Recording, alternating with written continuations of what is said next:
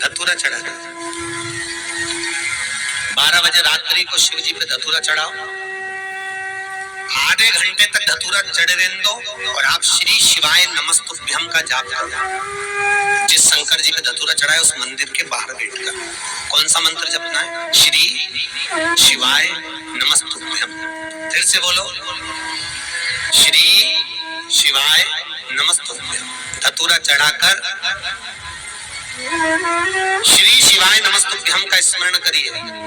और जो दुकान नहीं चलती हो, घर में लक्ष्मी नहीं टिकती हो, खेत में फसल अच्छी नहीं आती हो, संपदा नहीं आ रही हो, बस उस धतूरे को लाल वस्त्र में बांधकर अपनी दुकान में, अपने व्यापार में, अपने घर में रात को 12:30 बजे उठाकर लाओ और 4 बजे के पहले उसको अपनी दुकान, व्यापार, व्यवसाय में उसको बांध दीजिए। और अगर जो जमीन फसल सही नहीं दे रही हो वो जमीन में ले जाकर गाड़ दीजिए। आपको जीवन में कभी तकलीफ नहीं भोगना पड़ेगी, लक्ष्मी बढ़ती चली जाएगी, महाराज संपदा बढ़ेगी।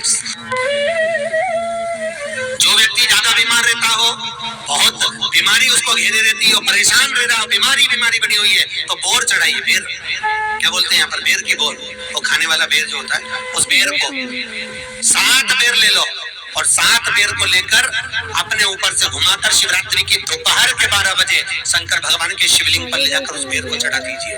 आपका रोग, आपकी बीमारी मात्र 3 महीने के अंदर समाप्त हो। शिवरात्रि के दिन शंकर भगवान को बेर चढ़ाने का बड़ा महत्व है। यहाँ चढ़ाते हैं कि नहीं चढ़ाते हैं? चढ़ाते हैं। शिवरात्रि के दिन बेर चढ़ाने का बड़ा महत्व है। और शिवरात्रि पर चढ़ा हुआ वो बेर उठाकर ले आइए और उस बेर को उठाकर रख लीजिए। मान लो किसी को उदर से जुड़ी हुई जब तकलीफ रहती है, पेट से जुड़ी हुई तकलीफ रहती है, पेट से जुड़ी हुई कोई भी प्रॉब्लम हो, अगर पेट से जुड़ा हुआ कोई भी रोग आपको लग गया और डॉक्टर की दवाई चल रही है, सारी औषधि चल रही है, जो शिवरात्रि पर आपने बेर चढ़ाया है वो बेर अगर आपके यहाँ रखा हुआ है, वो बेर उस रोग वाले व्यक्ति को खिला दीजिए। आधे घंटे के अंदर पेट का दर्द, पेट की तकलीफ, पेट का कैसा भी रोग होगा एकदम आराम लग जाएगा। उस बेर में इतना प्रबलता आ जाती है। शंकर को जो शिवरात्रि के दिन बेर चढ़ाया जाता है,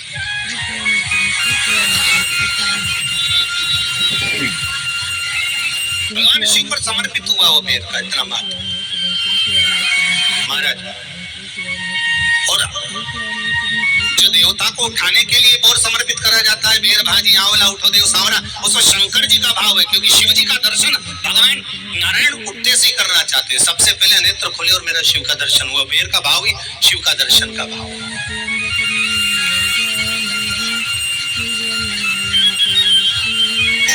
कितनी बड़ी औषधि होगी बेर के अंदर, जरा देखिएगा कि मेरे राम जी शबरी अम्बा के दरवाजे पर पहुंचे। आप लोग भजन में लेते रहते हो, शबरी संवारे रास्ता आएंगे राम जी, मेरा भी धन्य जीवन बनाएंगे राम जी।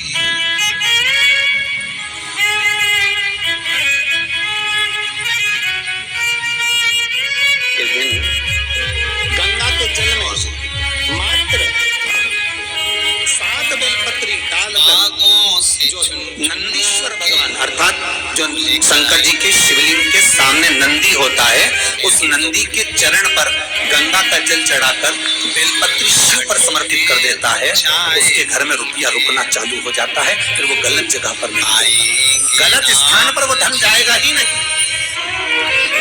कई लोग इसको धन के लिए भी करते हैं, संपदा के लिए। संपदा के लिए अर्थात जिसका व्यापार नहीं चलता, जिसके घर में पैसा नहीं आता, या नौकरी नहीं लग रही, या सर्विस नहीं लग रही, आप अप्लाई कर रहे हो, जगह जगह जाकर इंटरव्यू भी दे रहे हो, पैसा नहीं आया, तो उसके लिए प्रयास किया। प्रेम से खाया, याद आया पीछे लक्ष्मण खड़ा है। शंकर भगवान को एक लोटा पानी अगर शिव को समर्पित कर रहे हो, श्वेत पुष्प को रखकर शंकर जी के ऊपर बेर लिए चढ़ाकर अगर एक लोटा जल जी ने बेर को देखा तो सबरी कर रहे हो, लक्ष्मी के लिए अपने मुंह से झूठा करके दे रही है।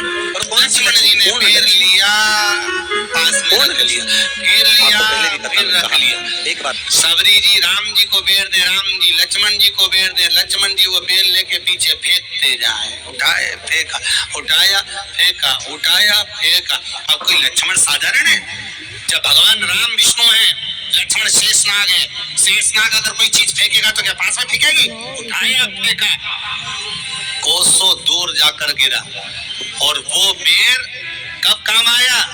जब लक्ष्मण जी को शक्ति लगी, बाण लगा, लक्ष्मण जी मूर्छा होकर जमीन पर पड़े, सुषेण वेद को बुलाया और वेद से बुलाकर पूछा कि लक्ष्मण कैसे उठेगा?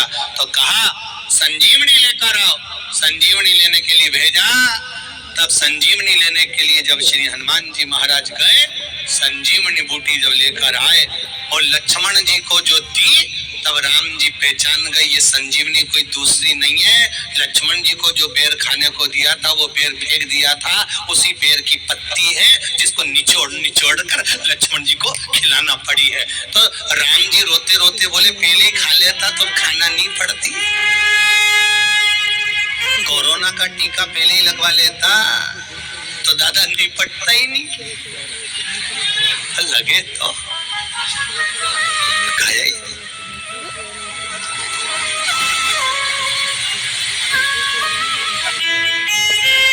तो सीधी सीधी बात है।